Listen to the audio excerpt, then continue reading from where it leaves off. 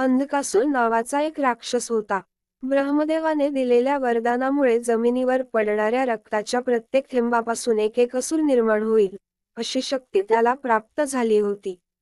अंधकासूर पार्वती देवीचे रूप पाहून अक्षरशः मोहित झाला आणि थेट पार्वती देवीशी विवाह करण्याचा संकल्प त्याने केला. मात्र अंधकासुराचा संकल्प पार्वती देवीने महादेवांना सांगितला. महादेव शिवशंकरांनी त्रिशूळाच्या एका प्रहाराने अंधकाचा वध केला. पण अंधकाचं रक्त जमिनीवर पडताच अनेक अंधकासूर निर्माण झाले.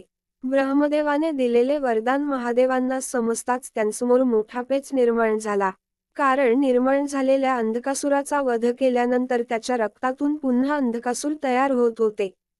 रक्ताचा एकही थेंब जमिनीवर पडायला नको, तेव्हाच अंधकासुराचा कायमचा बंदोबस्त करता येईल, हा उपाय पार्वती देवीने हेरला.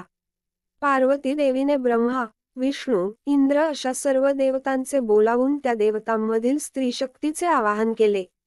इंद्राची शक्ती इंद्राणी, ब्रह्मदेवतेची शक्ती ब्राह्मणी, विष्णूची शक्ती वैष्णवी अशा विविध शक्ती धावून आल्या. गणेशाची शक्ती प्रकटली, तीच विनायकी किंवा गणेशिनी. या शक्तींनी मिळून अंधकाचे रक्त जमिनीवर पडण्यापूर्वीच ग्रहण केले. अशा प्रकारे शेवटी अंधकासूर वध झाला.